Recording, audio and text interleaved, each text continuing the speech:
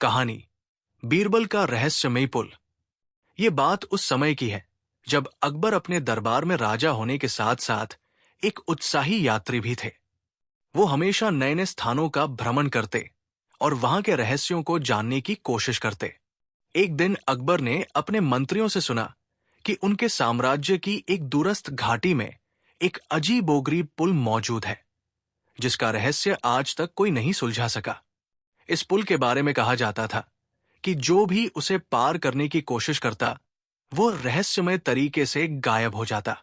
अकबर ने यह सुनकर न केवल अपनी उत्सुकता बढ़ाई, बल्कि उसने बीरबल को इस रहस्यमय पुल का रहस्य जानने के लिए भेजने का निर्णय लिया।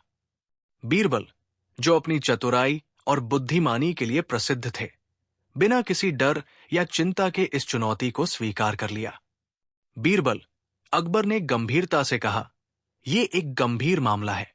तुम मेरे लिए इस रहस्य को हल करो। यह पुल क्यों लोगों को निगल जाता है और क्या यह सचमुच इतना खतरनाक है? बीरबल ने अकबर की ओर मुस्कुराकर देखा और कहा, हजूर, मैं किसी रहस्य से डरता नहीं हूं। मुझे पूरा विश्वास है कि मैं इस पुल का रहस्य सुलझा दूंगा। अगले दिन बीरबल ने अपनी यात्रा शुरू की और वो उस घाटी की ओर बढ़ने लगे जहां यह रहस्यमय पुल स्थित था। रास्ते में वो सोचते जा रहे थे कि आखिर इस पुल के पीछे क्या रहस्य हो सकता है। क्या यह सचमुच कोई जादुई पुल है या फिर इसमें कोई और छिपी हुई कहानी है? पुल तक पहुंचने में बीरबल को कई दिन लग गए।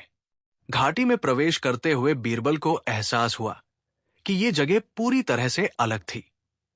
यहां का वातावरण बहुत गहन और रहस्यमय था। पहाड़ों के बीच में फैली ये घाटी जैसे किसी और ही दुनिया से जुड़ी हुई थी। पक्षियों की आवाज भी यहां से एक अजीब सी गूंज पैदा करती थी, जैसे वे किसी गहरे रहस्य का संकेत दे रहे हों। आखिरकार बीरबल उस पुल के पास पहुंचे, जो एक खतरनाक और अद्भुत दृश्य प्रस्तुत कर रहा था। यह पुल एक संकरी चट्टान के ऊपर बना हुआ था और नीचे एक गहरी खाई थी। पुल का निर्माण बहुत पुराना और जर्जर था, लेकिन फिर भी वो अडिग खड़ा था। उसकी संरचना में कुछ ऐसा था जो लोगों को आकर्षित करता था, लेकिन साथ ही डर भी उत्पन्न करता था। इस पुल पर कदम रखते ही लोग अदृश्य हो जाते थे, जैसे वो पुल उन्हें खींचकर अपनी अंधेरी गहराई में समेट लेता हो। बीरबल ने पुल की ओर एक गहरी नजर डाली। उन्होंने देखा कि आसपास का वातावरण शांत था, लेकिन पुल के दोनों ओर कुछ असामान्य संकेत थे, जैसे कुछ रहस्यमय धुआं सा निकल रहा था। बीरबल ने महसूस किया कि यह केवल एक शारीरिक पुल नहीं, बल्कि एक मानसिक और आध्यात्मिक चुनौती हो सकती है। बीरबल ने पुल पर कदम रखा। जैसे ही उनके पैर ने पहली बार उस पुराने और जर्जर पुल को छुआ, एक अजीब सी घबराहट महसूस हुई। हवा में एक अजीब सी ठंडक थी और वातावरण में अजीब सी घनघनाहट गूंज रही थी। अचानक बीरबल को ऐसा महसूस हुआ जैसे उनके चारों ओर कुछ गहरे साए घूम रहे हों। क्या यह सिर्फ मेरा भ्रम है? बीरबल ने सोचा और अपनी आत्मशक्ति पर विश्वास रखा। वो धीरे धीरे पुल के बीच में पहुंचे। तभी अचानक से पुल के नीचे से आवाज आई। बीरबल रुक गए और ध्यान से सुनी। वो आवाज किसी के चीखने की थी, लेकिन वो आवाज कहीं से नहीं आ रही थी। जैसे ही उन्होंने पलट कर देखा, वो आवाज गायब हो गई। बुद्धिमानी से इस अजीब घटनाओं को अनदेखा किया और आगे बढ़ते गए, लेकिन जैसे जैसे वो पुल के मध्य में पहुंचे, उन्हें महसूस हुआ कि कुछ और भी रहस्यमय घटित हो रहा था। अचानक पुल के नीचे से एक भारी धुआं उठने लगा। बीरबल ने अपनी सांसें रोक ली और धुआं धीरे धीरे पुल के ऊपर फैलने लगा। तभी पुल के एक कोने से एक अंधी छाया उभरी। वो छाया धीरे धीरे बीरबल की ओर बढ़ी। बीरबल ने बिना घबराए अपनी छड़ी को सामने किया और छाया से मुकाबला करने की तैयारी की। छाया ने कुछ क्षणों के लिए बीरबल के सामने स्थिरता दिखाई, फिर वो अचानक गायब हो गई।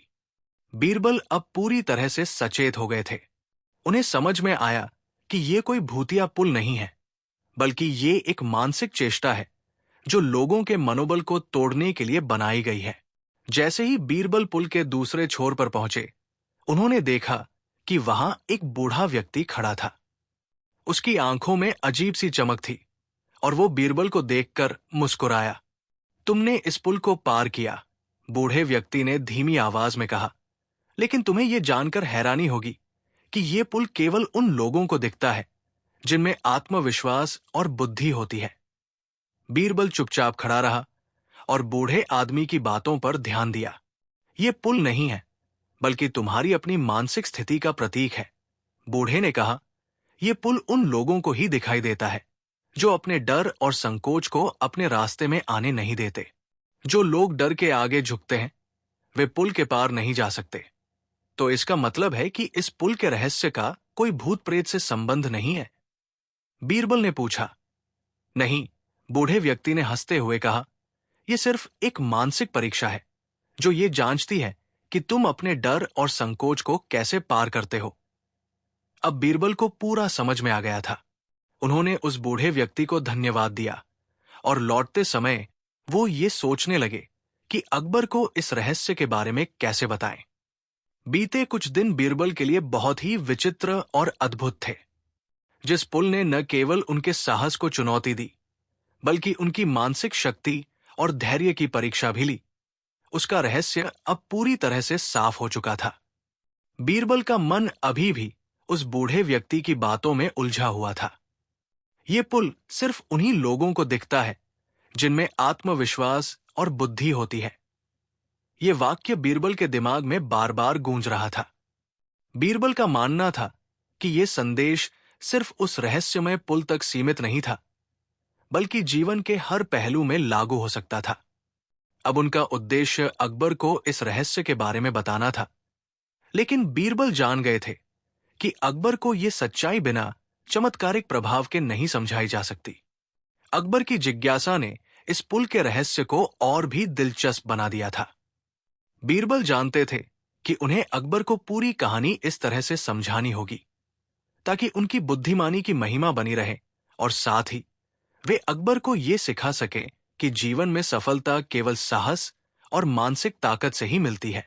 अगले दिन बीरबल ने दरबार में अकबर को अपने दर्शन के लिए बुलाया।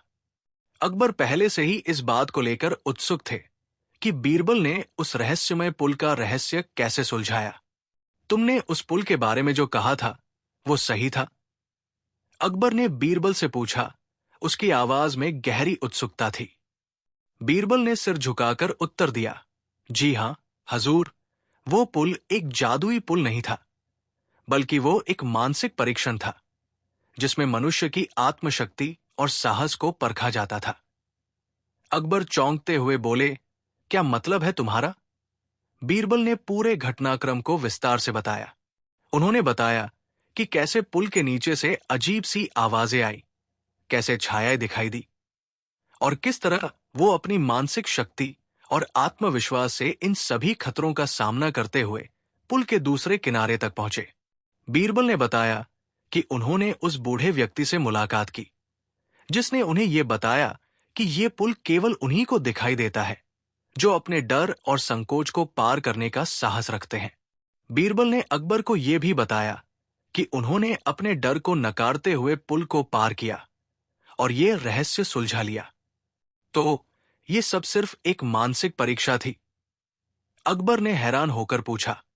जी हां हजूर, बीरबल ने कहा, यह परीक्षा ये देखती है कि कोई व्यक्ति अपने डर से कैसे निपटता है और अपनी मानसिक शक्ति का कितना सही इस्तेमाल करता है। यही कारण था कि जो लोग इस पुल को पार करने की कोशिश करते थे, वे गायब हो जाते थे। दरअसल उनकी मानसिक स्थिति इतनी कमजोर होती थी कि पुल पर उनके कदम टिक नहीं पाते थे।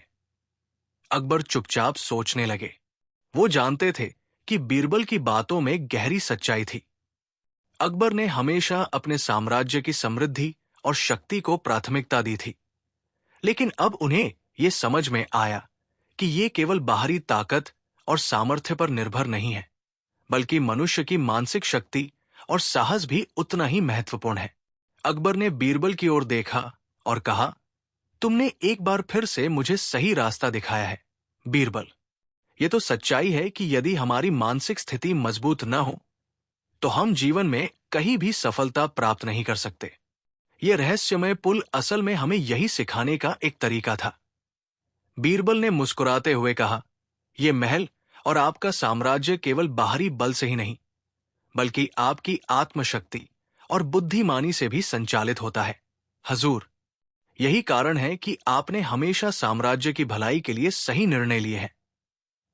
अकबर ने सिर झुकाया और बीरबल के प्रति अपनी आभार व्यक्त किया। तुम सच्चे गुरु हो, बीरबल। तुम्हारे बिना मैं कभी भी इस सच्चाई को नहीं समझ पाता। इस घटना ने अकबर को न केवल एक गहरे जीवन के सबक सिखाया, बल्कि उसने बीरबल की बुद्धिमानी और साहस को भी और अधिक सम्मानित किया। अकबर ने अपने दरबार में एक सभा आयोजित की, जिसमें उसने सबको इस अद्भुत घटना के बारे में बताया और बताया कि ये पुल दरअसल हमारे आत्मविश्वास और मानसिक स्थिति का प्रतीक है। अकबर ने यह भी कहा कि जीवन में आने वाली समस्याएं और चुनौतियां भी एक तरह से मानसिक पुल होती है, जिनका सामना हमें अपने आत्मविश्वास, साहस और बुद्धिमानी से करना होता है। अकबर ने बीरबल को न केवल अपने दरबार का सबसे सम्मानित मंत्री माना, बल्कि उसे अपने सबसे अच्छे मित्र के रूप में भी देखा। उसने बीरबल से यह वादा किया कि अब वो हमेशा मानसिक शक्ति और आत्मविश्वास को ही प्रमुख स्थान देगा, न कि केवल बाहरी ताकत और युद्ध कौशल को। यह घटना अकबर के जीवन में एक महत्वपूर्ण मोड़ साबित हुई। अब वो हर समस्या का समाधान केवल बाहरी बल से नहीं, बल्कि अपने भीतर की शक्ति से ढूंढते थे। उन्होंने अपनी जनता को भी ये सिखाया कि आत्मविश्वास और मानसिक बल ही सच्ची ताकत है। अकबर के जीवन में बीरबल के इस अनुभव ने एक गहरा असर डाला था। जैसे ही अकबर ने बीरबल से पुल के रहस्य का खुलासा सुना, उन्होंने समझ लिया था कि बाहरी शक्ति और युद्ध कौशल से कहीं ज्यादा महत्वपूर्ण एक व्यक्ति का मानसिक बल है। ये समझते हुए अकबर ने अपने साम्राज्य में कई अहम बदलाव किए। उन्होंने केवल युद्ध और शक्ति के रास्ते को ही प्राथमिकता नहीं दी, बल्कि साम्राज्य की जनता के मानसिक स्थिति को सुधारने के लिए कई योजनाएं बनाई। अकबर के लिए अब यह जरूरी हो गया था कि हर नागरिक अपने भीतर की शक्ति को पहचाने, अपनी समस्याओं का हल अपनी मानसिक शक्ति और आत्मविश्वास से निकालने के लिए तैयार हो। अकबर ने अपनी सेना और दरबार के सभी मंत्रियों के लिए एक प्रशिक्षण कार्यक्रम शुरू किया। इस प्रशिक्षण का उद्देश्य न केवल शारीरिक और युद्ध कौशल में सुधार था, बल्कि मानसिक मजबूती पर भी जोर दिया गया। वो चाहते थे कि हर एक आदमी, चाहे वो सैनिक हो, मंत्री हो या आम नागरिक हो, अपने डर से मुक्त होकर अपने आत्मविश्वास और साहस को पहचान सके। वो चाहते थे कि हर कोई ये समझे कि जीवन की सबसे बड़ी लड़ाई खुद से होती है और खुद से ये लड़ाई तभी जीती जा सकती है जब कोई अपनी मानसिक स्थिति को मजबूत बनाए रखे। उन्होंने बीरबल से कहा, बीरबल, हमें अपने साम्राज्य के हर कोने में ये समझ फैलानी होगी कि सिर्फ बाहरी शक्ति से ही नहीं, बल्कि आंतरिक शक्ति से भी साम्राज्य की रक्षा और उन्नति होती है। बीरबल ने अकबर के शब्दों का समर्थन करते हुए कहा, हजूर, आपकी दृष्टि बहुत ही दूरदर्शी है। इस मानसिक शक्ति के प्रशिक्षण से न केवल हमारे सैनिक और मंत्री मजबूत होंगे, बल्कि हमारी जनता भी जीवन की कठिनाइयों का सामना करने के लिए तैयार हो जाएगी। बीरबल ने अकबर के आदेश के बाद एक विशेष योजना बनाई, जिसे वो मानसिक बल का प्रशिक्षण कहते थे। बीरबल ने यह कार्यक्रम शुरू किया, जिसमें खासकर सैनिकों, मंत्रियों और अन्य कर्मचारियों को मानसिक शक्ति और आत्मविश्वास से जुड़े कई तरीकों से प्रशिक्षित किया गया। बीरबल ने उन्हें योग, ध्यान और मानसिक ध्यान के माध्यम से अपने डर को जीतने की कला सिखाई। इसके अलावा वो उन्हें यह भी सिखाते थे कि किसी भी स्थिति में आत्मविश्वास और साहस के साथ समस्या का समाधान कैसे किया जा सकता है। सैनिकों को यह सिखाया गया कि युद्ध केवल शारीरिक बल से नहीं, बल्कि मानसिक दृष्टिकोण से भी जीता जा सकता है। जब सैनिक खुद को नकारात्मक सोच और भय से मुक्त रखते थे, तो उनका शारीरिक बल भी बढ़ जाता था। मंत्रीगण को यह बताया गया कि कैसे वे अपने निर्णयों में मानसिक स्पष्टता और संतुलन बनाए रखें, ताकि वे किसी भी चुनौती का सही तरीके से सामना कर सकें। एक दिन का दृश्य। बीरबल और उनके साथियों ने एक प्रशिक्षण शिविर आयोजित किया। इस शिविर में बीरबल ने एक विशेष अभ्यास कराया, जिसमें प्रत्येक सैनिक को अपनी आंखें बंद करने के लिए कहा गया, और समय के साथ अकबर के शासन में एक बड़ा बदलाव देखने को मिला। वो पहले जितने युद्ध प्रिय और बाहरी शक्ति के पक्षधर थे, अब उतने ही मानसिक बल और आंतरिक शांति के पक्षधर हो गए थे। उनके साम्राज्य में न केवल सैनिकों और मंत्रियों को मानसिक शक्ति की शिक्षा दी जाने लगी, बल्कि आम नागरिकों को भी उनके जीवन की कठिनाइयों का सामना करने के लिए प्रशिक्षित किया गया। ये परिवर्तन अकबर के जीवन का एक नया अध्याय था, जहां शारीरिक और मानसिक शक्ति का संतुलन था। अकबर की आंखों में एक नई जागरूकता थी। वो अब ये समझ चुके थे कि एक साम्राज्य तभी मजबूत हो सकता है जब उसके लोग मानसिक रूप से भी मजबूत हों। इस बदलाव के साथ साथ अकबर ने अपनी जनता के बीच एक नई मानसिकता को जन्म दिया। अकबर के दरबार में अब केवल युद्ध की योजनाएं नहीं बनती, बल्कि मानसिक शांति और आत्मविश्वास के विकास पर भी बहस होती थी। अकबर ने बीरबल को आदेश दिया कि वो इस शिक्षा को पूरे साम्राज्य में फैलाने के लिए एक योजना तैयार करें। बीरबल ने इसके लिए एक विशेष अभियान शुरू किया, जिसे मानसिक बल अभियान कहा गया। इस अभियान का मुख्य उद्देश्य था हर नागरिक को ये सिखाना कि उनका सबसे बड़ा शत्रु उनका खुद का डर और संकोच है। अगर वे अपने डर को जीत लें, तो कोई भी बाहरी ताकत उन्हें हरा नहीं सकती। मानसिक बल अभियान के तहत बीरबल ने कई गांवों, नगरों और कस्बों में शिविर आयोजित किए। इन शिविरों में न केवल युवाओं, बल्कि बुजुर्गों, महिलाओं और बच्चों को भी मानसिक शक्ति और आत्मविश्वास के बारे में बताया गया। बीरबल ने इन शिविरों में योग, ध्यान और आत्म मूल्यांकन के कई अभ्यास कराए। वो लोगों से ये कहते थे, आपका सबसे बड़ा शत्रु आपका खुद का डर है। अगर आप डर से ऊपर उठ जाते हैं, तो दुनिया की कोई ताकत आपको जीत नहीं सकती। बीरबल ने एक विशेष कार्यशाला आयोजित की, जिसमें लोगों को उनके डर और संकोच को पहचानने के लिए कहा गया। उन्होंने एक अभ्यास किया, जिसमें हर व्यक्ति को अपनी आंखें बंद करने के लिए कहा और अपने सबसे बड़े डर के बारे में सोचने को कहा।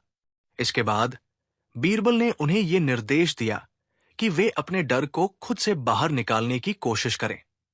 यह कार्यशाला बहुत प्रभावशाली रही और कई लोग जो अपने डर से दबे हुए थे, उन्होंने अपनी मानसिक स्थिति को बदलने की दिशा में पहला कदम उठाया। एक विशेष दिन अकबर भी इस शिविर में शामिल हुए। उन्होंने देखा कि लोग मानसिक रूप से कितनी सशक्त हो रहे थे। एक बुजुर्ग महिला ने बीरबल से कहा, बीरबल, मैं जीवन भर डर और चिंता से घिरी रही हूं, लेकिन आज मुझे ये एहसास हुआ कि मेरा डर केवल मेरी सोच का परिणाम था। अब मुझे लगता है कि मैं किसी भी स्थिति का सामना कर सकती हूं। यह सुनकर अकबर ने बीरबल की ओर देखा और मुस्कुराए। उन्होंने महसूस किया कि उनका साम्राज्य अब केवल बाहरी बल से नहीं, बल्कि आंतरिक बल से भी सशक्त हो गया था।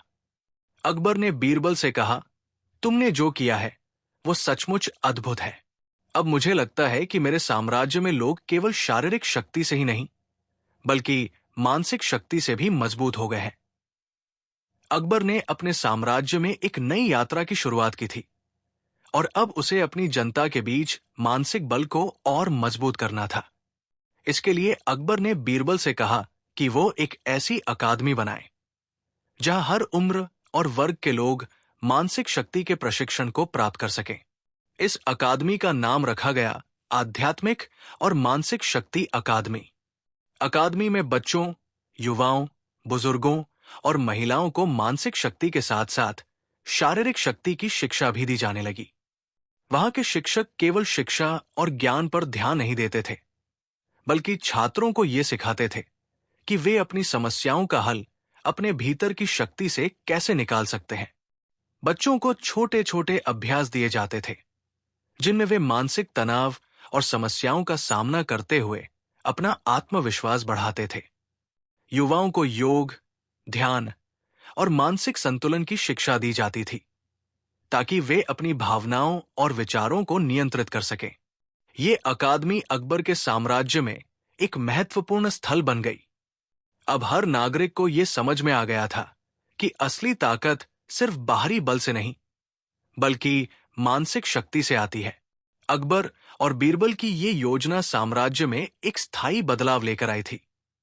समय बीतता गया और बीरबल और अकबर की मित्रता और भी मजबूत हो गई।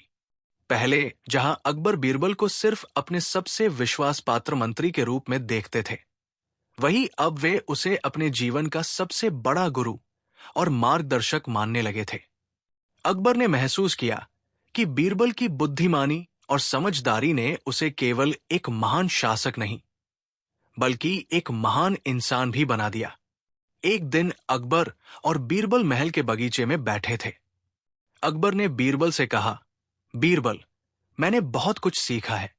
पहले मैं केवल बाहरी ताकतों पर विश्वास करता था, लेकिन अब मुझे ये समझ में आ गया है कि सच्ची ताकत हमारी मानसिक स्थिति में होती है। तुम्हारे कारण ही मैं ये सब समझ सका। बीरबल ने सिर झुकाया और कहा, हजूर, यह आपकी दूरदर्शिता और समझदारी का परिणाम है कि आपने इस रास्ते को अपनाया। आप जितना मानसिक रूप से मजबूत होंगे, आपका साम्राज्य उतना ही मजबूत होगा।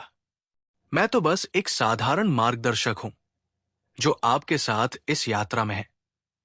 अकबर ने बीरबल की बातों को गंभीरता से सुना और कहा, तुम सच में मेरे सबसे अच्छे मित्र हो बीरबल। मैं हमेशा तुम्हारा आभारी रहूंगा। अकबर की जीवन यात्रा अब केवल साम्राज्य की शक्ति और युद्ध कौशल तक सीमित नहीं थी।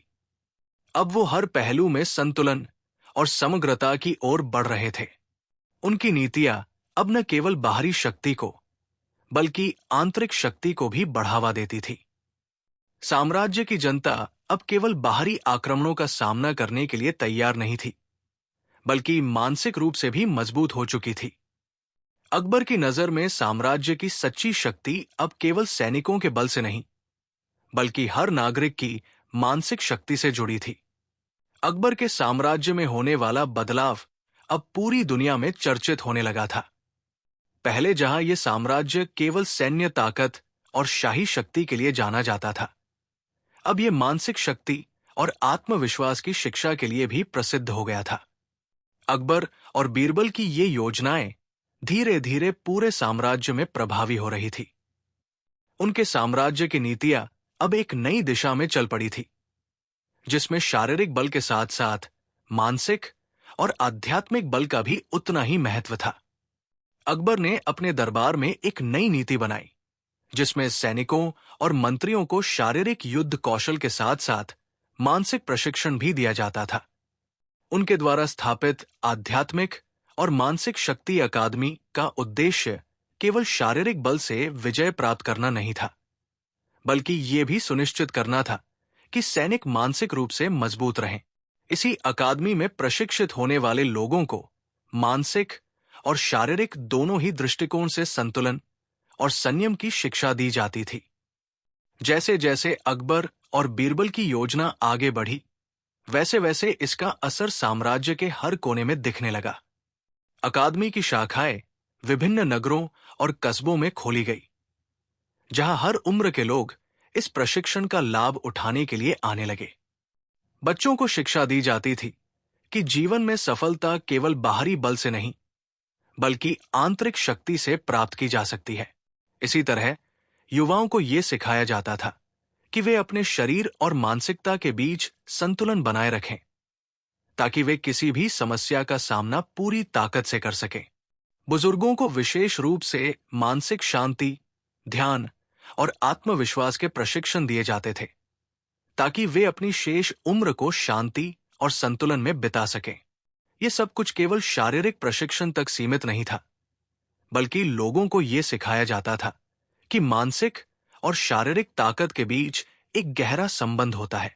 अकबर ने यह समझ लिया था कि जब शारीरिक बल और मानसिक बल दोनों मिलते हैं, तब व्यक्ति किसी भी परिस्थिति में कमजोर नहीं पड़ता। एक ओर जहां साम्राज्य की सेना अब मानसिक तौर पर सशक्त थी। वहीं दूसरी ओर जनता भी अपने आत्मविश्वास और मानसिक संतुलन के साथ अपने जीवन की कठिनाइयों का सामना कर रही थी। बीरबल की शिक्षाएं अब साम्राज्य की जनता के बीच जागरूकता का कारण बन चुकी थी। बीरबल ने कई बार अपने शब्दों से यह स्पष्ट किया कि मानसिक शक्ति से ही व्यक्ति अपने डर को पराजित कर सकता है। उन्होंने हमेशा ये कहा, जब आप अपने डर से मुक्त होते हैं तो आप असली शक्ति का अनुभव करते हैं। यही वास्तविक युद्ध है, अपने डर से जंग जीतना। बीरबल ने एक बार एक छोटे से गांव में एक विशेष कार्यशाला आयोजित की, जिसमें उन्होंने गांव के लोगों को यह सिखाया कि अपने मानसिक बल को कैसे पहचानें और उसे कैसे मजबूत करें। कार्यशाला के दौरान उन्होंने एक सरल अभ्यास कराया, जिसमें प्रत्येक व्यक्ति को अपनी आंखें बंद करने और गहरी सांसें लेने को कहा गया। इसके बाद उन्होंने लोगों से कहा, अब आप अपने सबसे बड़े डर के बारे में सोचें और उसे अपने भीतर से बाहर निकालने का प्रयास करें। इस अभ्यास के दौरान कई लोग जो अपने डर से घिरे हुए थे, उन्होंने महसूस किया कि उनका डर सिर्फ उनकी मानसिकता और सोच का परिणाम था, जिसे उन्होंने खुद ही गढ़ लिया था। इस कार्यशाला ने न केवल गांव के लोगों को मानसिक बल के बारे में समझने में मदद की, बल्कि उन्हें यह भी सिखाया कि उनका सबसे बड़ा शत्रु उनका खुद का डर और संकोच था। अकबर के साम्राज्य में यह मानसिक बल अभियान अब एक स्थायी बदलाव बन चुका था। उनका साम्राज्य अब केवल शारीरिक बल से नहीं, बल्कि मानसिक और आंतरिक बल से भी सशक्त हो चुका था।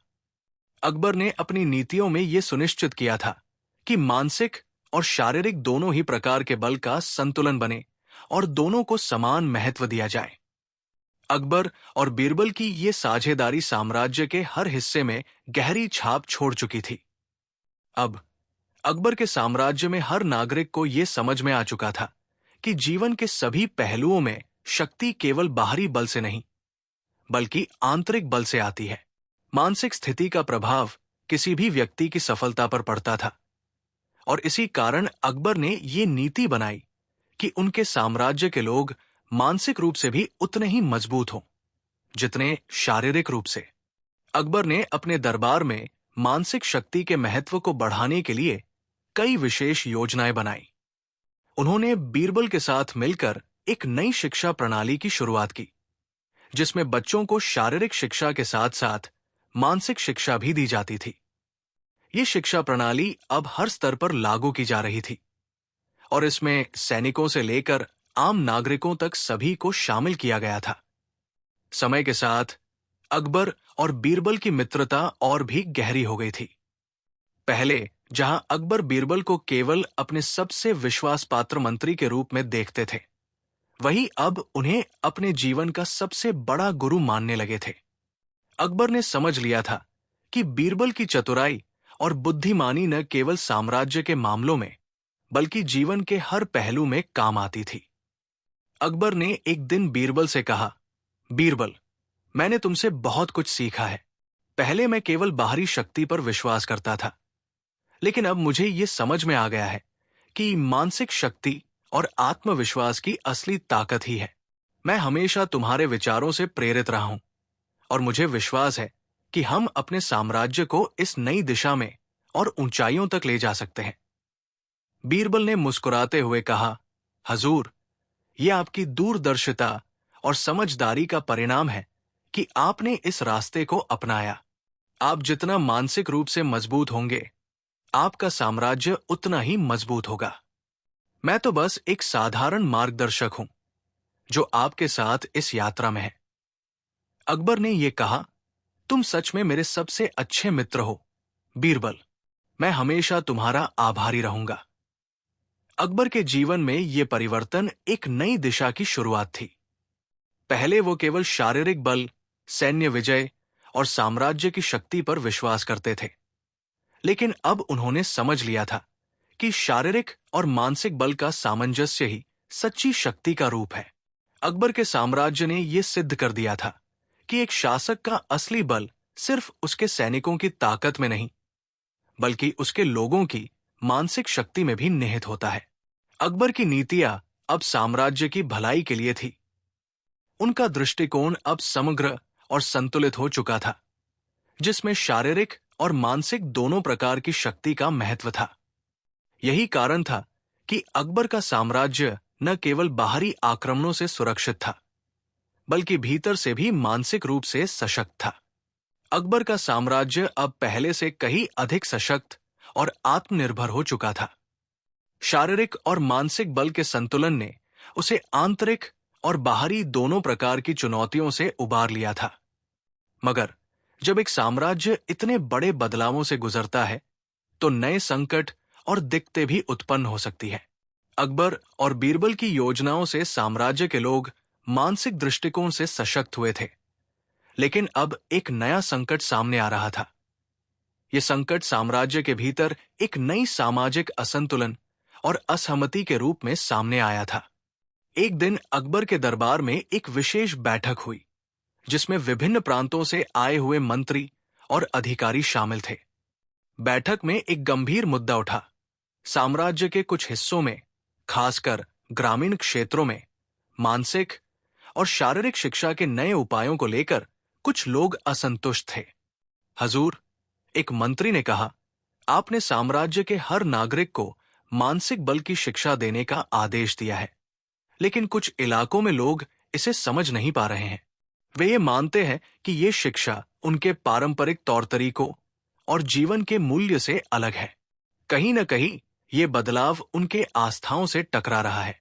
जी हाँ, एक और मंत्री बोला, कई इलाकों में बुजुर्ग और कुछ धार्मिक नेता इसे शारीरिक शिक्षा और मानसिक प्रशिक्षण की बजाय नकली समझते हैं। उनका मानना है कि ये शिक्षाएं उनके जीवन के सत्य और परमात्मा के सिद्धांतों के खिलाफ है।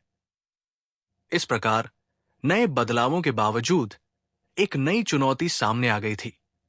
साम्राज्य में एक सामाजिक और धार्मिक संकट उत्पन्न हो गया था।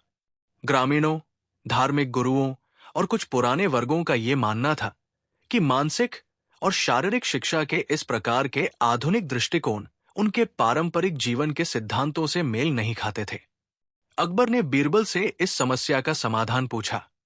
बीरबल के लिए यह चुनौती नई नहीं थी, क्योंकि वो हमेशा से ही समाज में आंतरिक और बाहरी बदलावों के बीच संतुलन बनाए रखने की कोशिश करते आए थे। उन्होंने अकबर से कहा, हजूर, ये सच है कि जब किसी बड़े परिवर्तन की शुरुआत होती है, तो उससे जुड़ी कुछ उलझने और विरोध उत्पन्न होते हैं। हम एक नई राह पर चल रहे हैं, और हमेशा यही होता है कि कुछ लोग इसके विरोधी हो जाते हैं। बीरबल ने तुरंत योजना बनाई कि वो इस चुनौती का समाधान समाज में बातचीत, समझ और विश्वास की प्रक्रिया से करेंगे। उन्होंने ये तय किया कि वे सभी धार्मिक नेताओं, बुजुर्गों और समाज के प्रभावशाली व्यक्तियों से मिलकर इस मुद्दे पर चर्चा करेंगे और उन्हें ये समझाएंगे कि मानसिक और शारीरिक बल का प्रशिक्षण कोई विरोधाभासी कदम नहीं है, बल्कि ये उनके जीवन के सिद्धांतों के साथ पूरी तरह से मेल खाता है। बीरबल ने इस मुद्दे के समाधान के लिए एक रणनीति तैयार की। उन्होंने अकबर से कहा, हजूर, मैं एक विशेष सम्मेलन आयोजित करूंगा, जिसमें धार्मिक, सामाजिक और शारीरिक शिक्षा के क्षेत्र के विशेषज्ञों को बुलाऊंगा। इस सम्मेलन में हम सभी पहलुओं को चर्चा करेंगे और ये दिखाएंगे कि मानसिक शिक्षा के सिद्धांत वास्तव में हमारी परंपराओं और धार्मिक दृष्टिकोणों के साथ मिलकर हमें और मजबूत बना सकते हैं। बीरबल ने सम्राट के आदेश से पूरे साम्राज्य के विभिन्न हिस्सों से प्रमुख धार्मिक नेता, गुरुओं, समाज सुधारकों और बुजुर्गों को आमंत्रित किया। यह सम्मेलन राजधानी के एक बड़े हॉल में आयोजित किया गया, जहां समाज के विभिन्न तबकों से आए लोग एक साथ बैठे थे। बीरबल ने खुद सम्मेलन की अध्यक्षता की और अकबर को भी उस दिन उपस्थित रहने का आग्रह किया, ताकि वे ये देख सके कि समाज के विभिन्न वर्ग इस मुद्दे पर कैसे प्रतिक्रिया कर रहे हैं। सम्मेलन के दौरान बीरबल ने सबसे पहले अपने दृष्टिकोण को स्पष्ट किया। उन्होंने कहा, हमारे साम्राज्य में जो शिक्षा हम दे रहे हैं, वो केवल शारीरिक युद्ध कौशल या मानसिक बल से जुड़ी नहीं है, बल्कि ये जीवन के हर पहलू को मजबूत करने का प्रयास है। ये शिक्षा आपको डर, संकोच और मानसिक सीमाओं से बाहर निकालने के लिए है। यही वो शिक्षा है जो आपके भीतर की असली शक्ति को जगाती है, और ये केवल शारीरिक शक्ति तक सीमित नहीं है। एक धार्मिक गुरु ने पूछा, क्या ये शिक्षा हमारे धार्मिक विश्वासों के खिलाफ नहीं है? क्या ये हमें अपनी परंपराओं और कर्मों से भटकने के लिए प्रेरित नहीं करती? बीरबल मुस्कुराए और बोले, धार्मिक विश्वासों और मानसिक शिक्षा का कोई विरोधाभास नहीं है। वास्तव में अगर हम अपने धर्म और आस्था को सही तरीके से समझें, तो ये शिक्षा हमें और भी पवित्र और बलवान बनाएगी। मानसिक और शारीरिक बल का प्रशिक्षण यही सिखाता है कि हम अपने भीतर के भय और संकोच को कैसे हराएंगे, और ये डर केवल भ्रम होता है जो हमें अपने उच्चतम आत्म की शक्ति से रोकता है। इसके बाद एक युवा ने सवाल उठाया, लेकिन क्या ये शिक्षा सिर्फ शारीरिक शक्ति को ही बढ़ावा नहीं देती? क्या ये हमें सिर्फ ताकतवर और आक्रामक नहीं बना रही? बीरबल ने उत्तर दिया, ये शिक्षा शारीरिक शक्ति को बढ़ावा नहीं देती, बल्कि शारीरिक शक्ति और मानसिक संतुलन को जोड़ने का प्रयास करती है। मानसिक संतुलन के बिना शारीरिक शक्ति का कोई मूल्य नहीं होता। जब शारीरिक और मानसिक दोनों बल एक साथ काम करते हैं, तो व्यक्ति न केवल बाहरी परिस्थितियों से लड़ सकता है, बल्कि अपने भीतर के संघर्षों को भी जीत सकता है। सम्मेलन के दौरान बीरबल ने सभी नेताओं और प्रभावशाली व्यक्तियों को यह समझाने का प्रयास किया कि इस शिक्षा का उद्देश्य न केवल बाहरी शत्रुओं से मुकाबला करना है, बल्कि ये भी सिखाना है कि आंतरिक संघर्षों और मानसिक असंतुलन से कैसे पार पाया जाए। बीरबल की सूझबूझ और संवाद शैली ने धीरे धीरे सभी को इस नई शिक्षा के लाभ को समझाया। वे ये साबित करने में सफल रहे कि शारीरिक और मानसिक बल का संतुलन केवल शारीरिक युद्ध के लिए नहीं, बल्कि जीवन के सभी पहलुओं में सफलता पाने के लिए आवश्यक है। धार्मिक और सामाजिक नेता अब मानसिक शिक्षा को एक सकारात्मक कदम के रूप में देखने लगे थे। अकबर ने इस सम्मेलन के बाद बीरबल को धन्यवाद दिया और कहा, बीरबल, तुमने न केवल ये चुनौती सुलझाई, बल्कि तुमने हमारे साम्राज्य को एक नई दिशा दी। अब हमें यह समझ में आ गया है कि जीवन के हर क्षेत्र में संतुलन और समग्र दृष्टिकोण से ही हम सच्ची शक्ति प्राप्त कर सकते हैं। समाज के विभिन्न वर्गों ने इस शिक्षा प्रणाली को स्वीकार करना शुरू किया, और धीरे धीरे पूरे साम्राज्य में इस नीतियों का प्रभाव बढ़ने लगा। बीरबल और अकबर की ये यात्रा अब एक नए चरण में प्रवेश कर चुकी थी, जहां साम्राज्य की शक्ति अब मानसिक और शारीरिक बल दोनों से संतुलित हो चुकी थी, और लोग आंतरिक संतुलन, आत्मविश्वास और शारीरिक संतुलन के माध्यम से अपने जीवन को और भी मजबूत बनाने में सक्षम थे। ये परिवर्तन अकबर और बीरबल के साम्राज्य में एक स्थायी बदलाव लेकर आया।